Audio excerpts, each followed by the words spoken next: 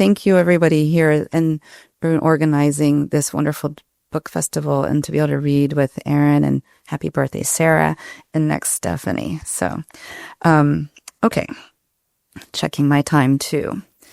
I'm going to stay within the season. I really did. I was telling Stephanie last night, I really was trying to find poems that wouldn't be so dark and dismal for 10 o'clock, but that didn't really work. Surprise, poets. But I was like, we're a room full of poets. You know, we're used to this.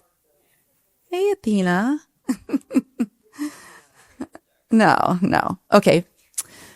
Titled Fall, and it has an epigraph by Louise Gluck. Do you know what I was, how I lived? It is a goldfinch, one of the two small girls, both daughters of a friend, sees hit the window and fall into the fern. No one hears the small thump, but she, the youngest, sees the flash of gold against the mica sky as the limp feathered envelope crumples into the green. How many times in a life will we witness the very moment of death? She wants a box and a small towel, some kind of comfort for this soft body that barely fits in her palm. Its head rolling side to side, neck broke, eyes still wet and black as seed. Her sister, now at her side, wears a dress too thin for the season, white as the winter only weeks away. She wants me to help, wants a miracle. Whatever I say now, I know weighs more than the late fall's layered sky, the jeweled leaves of the maple and elm. I know, too, it is the darkest days I've learned to praise. The calendar packages up time. The days shrink and fold away into a new season. We clothe, burn, then bury our dead. I know this. They do not. So we cover the bird, story its flight, imagine his beak singing. They pick the song and sing it over and over again. Oh, thank you again. Thank you. This book, I'm not going to read a bunch of poems from this section, but it's about. I was engaged with and having a conversation with the art of Hilma af Klint, and she had this really amazing exhibition prior to COVID at the Guggenheim. She was a woman who lived in turn of the century, last century, which is so weird to say, even though we're in 2025, with women who were doing seances and trying to speak to the dead. And I became fascinated with her. So I'm going to read just maybe 2 poems about my conversation with her. She's got a series called The Tree of Knowledge, which I put on the wrong page. I like to write pages down. And there it is. This is just to one of the pieces. I guess the only thing is when I reference number 2, she just numbered them. So The Tree of Knowledge, and it also has an epigraph. She was in conversation during these seances with these high masters, and they apparently told her how to paint this temple, and she painted this temple, and it was supposed to be spiral, and the Guggenheim is spiral where her show was. I mean, it's just really, really fascinating. But apparently they said, and she kept all these journals, and she was from Sweden. I don't know if I said that, but you no doubt understand that it is necessary for the human soul to be divided into 2 halves on the astral plane. 2 halves. The Vikings believed the boughs of an ash tree could reach to the heavens, believed its roots could thread hell.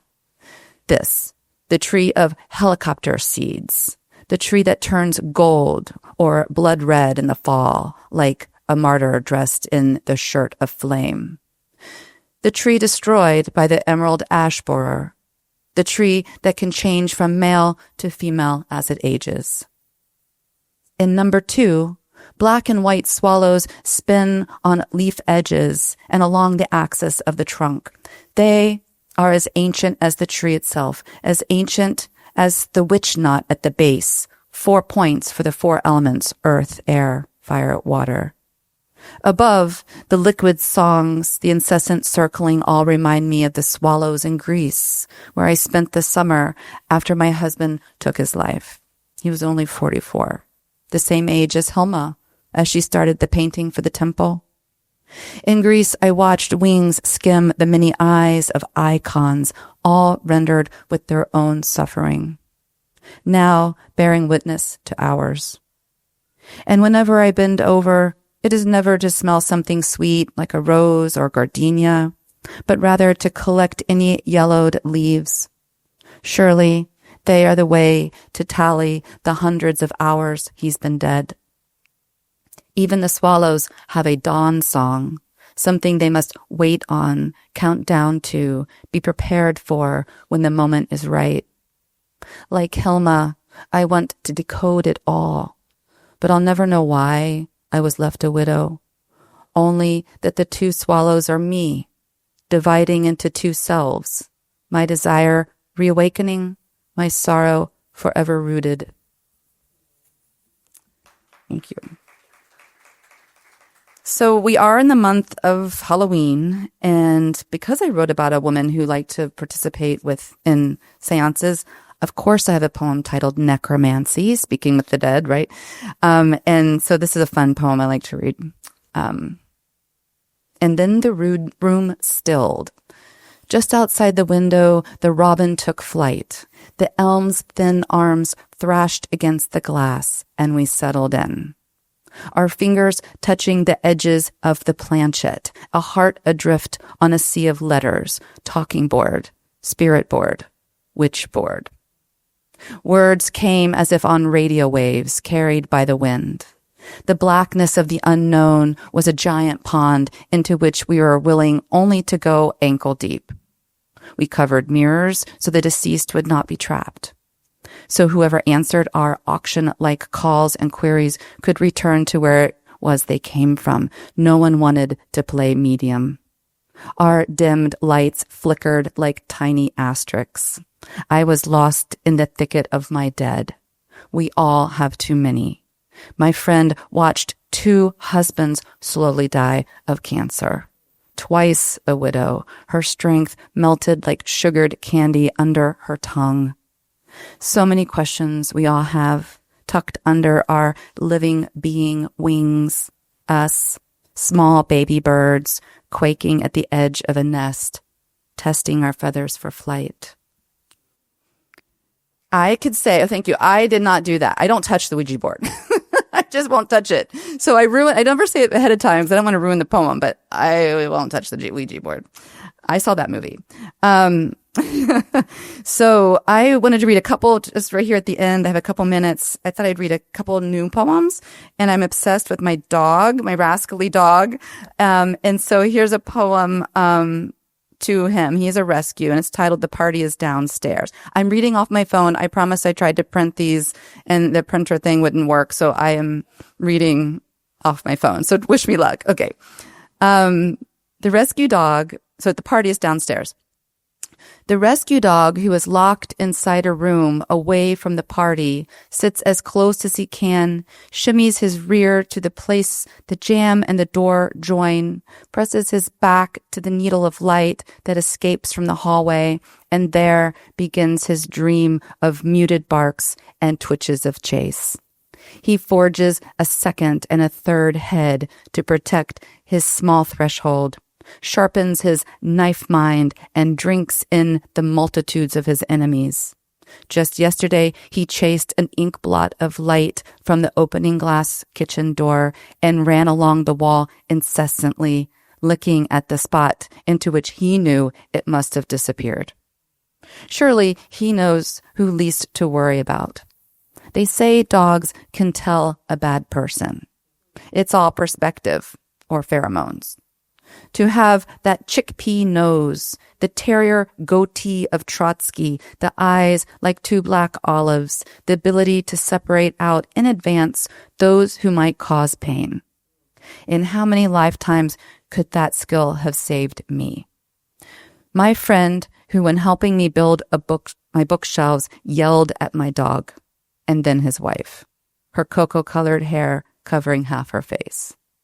And though the stray weighs only as much as a jug or two of milk, his sleep breath is mixed with the desolation of train windows and of abandoned homes and the empty streets from which he was born. Yeah, he was a little stray in Nashville. He's found on the streets. And he is a terrier, and he's mean just like all terriers. So this is a poem I wrote literally like last week. I'm able to write. I've been in Vermont these last month, and so I thought I like reading brand new stuff. So it'll be fun. And then I'll end with one tiny small poem. And this is titled "If Eternity Has a Soundtrack." If eternity, I don't know if you're noticing the fall theme here, but it is fall. So I tried to look for all my fall poems. If eternity has a soundtrack, it's the crickets in fall, as the frenzy of summer slows. Today, a fox met me on the trail, stood in the rust-colored needles where the earth looks scorched and throngs of chipmunks hammer and drum their warnings. It eyed me, and we both caught our breath before it transformed into autumn right before my eyes, then disappeared into a forest that offers its limbs and leaves and secret caves and cavities. I can't write my life without writing about this life, how our paths crossed, and that matters. I need to mention the garter snake, the mole, the frog, all still soft in death, symbols of our short life, and how I moved their bodies off the dirt road out of respect. Some will say this is not a political poem, that writing about a forest, a fox, the honey, umber, and mulberry colors of fall is not loud enough. Describing the oceanic waves of wind in the maples and oaks, the sounds that clatter like a train in the distance, the rustle of small things trying to be unheard is unnecessary or unhelpful. What then is there to say? Winter will come soon, and the earth will sleep under snow and ice. The dead become more and more dead until they become life. Ah, there it is. Round and round and round. I cracked myself up writing that last line. There it is. All right, so last poem. I like cracking myself up when I write my poems. I do. The Dahlias, another final fall poem. By now the fields are overgrown. Most ironweed and parsnip have turned black. Even the closed cabinet doors of milkweed pods have burst open, spilling their shucked silk into the day. I wear a coat and remember August, those nights filled with moths that like fireworks put on a show at our window, circled the lights like monks in meditation. At every new cycle, I miss the one now gone. I'm never happy and have no excuse not to love the dying season, the growing season, the season of sleep. That is to say, to love it while it's happening. But what of the fall dahlias that like bodiced planets float above their roots and leaves? Surely they contain all the colors of our universe. They must love the cooler days, the beginning of a time for rest, less forced display. Take it easy, they will say.